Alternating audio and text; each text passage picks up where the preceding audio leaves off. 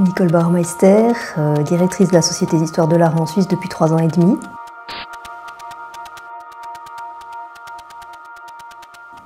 Je suis historienne de l'art, mais j'ai également fait des études de littérature française et d'archéologie. J'ai travaillé pendant presque 20 ans dans le domaine des éditions scientifiques, dans le domaine de l'archéologie préhistorique. Et je suis revenue à mes premiers amours en entrant ici à la Société d'Histoire de l'Art en Suisse pour promouvoir en fait tout le patrimoine bâti par le biais du livre et par toutes sortes de médias et de moyens que le monde actuel nous offre.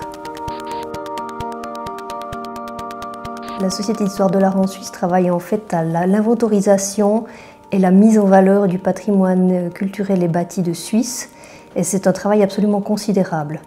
Donc cette promotion passe évidemment par la voie politique, mais aussi par la voie des médias sociaux, par la voie de l'édition classique, et maintenant énormément par la voie du numérique.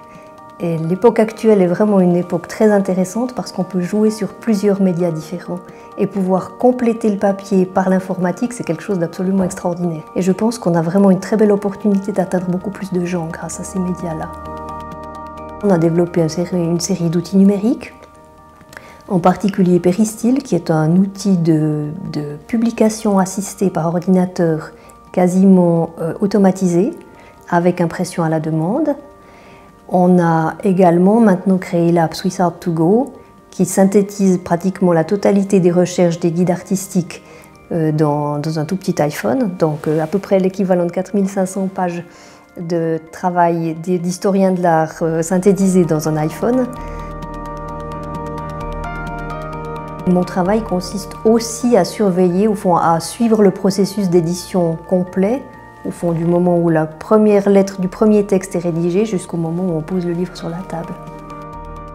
Un livre, c'est un monde en soi, tandis que le monde numérique, un livre numérique par exemple, vous l'ouvrez, mais vous avez tous les accès possibles à toutes les encyclopédies du monde. C'est en fait comme l'encyclopédie du monde dans votre poche. Et ça, je trouve absolument extraordinaire. Mais un beau livre sur papier, il n'y a rien qui va le remplacer, bien sûr. J'adorais consulter des livres en regardant les statues et la céramique classique. C'était quelque chose qui me tenait vraiment à cœur. Donc tout à fait logiquement, j'ai étudié le latin et le grec. Et ensuite, j'ai continué dans cette voie en étudiant l'archéologie, puis l'histoire de l'art et la littérature française. Et une des choses qui m'a le plus intéressée dans ces études-là, c'était justement cette jonction très étroite entre la peinture et l'écriture. Typiquement, les métiers de l'édition vont parfaitement avec des études d'histoire de l'art, puisqu'au fond, on apprend à travailler sur à la fois l'image et la parole. Comment joindre l'un à l'autre. Et à partir de là, on a vraiment beaucoup de portes ouvertes. Je pense que le plus grand défi après mes études consistait à trouver un emploi. Les gens qui sortaient des lettres avaient des tout petits emplois. Et ce qui était difficile, c'est que dans une certaine mesure, on était presque amené à s'excuser de ne pas exercer directement dans le monde académique. Et ça, je trouve que c'est un problème aussi maintenant. Chaque expérience professionnelle qu'on fait, même si elle est un peu hors filière, elle est bonne, elle est juste, elle apporte quelque chose.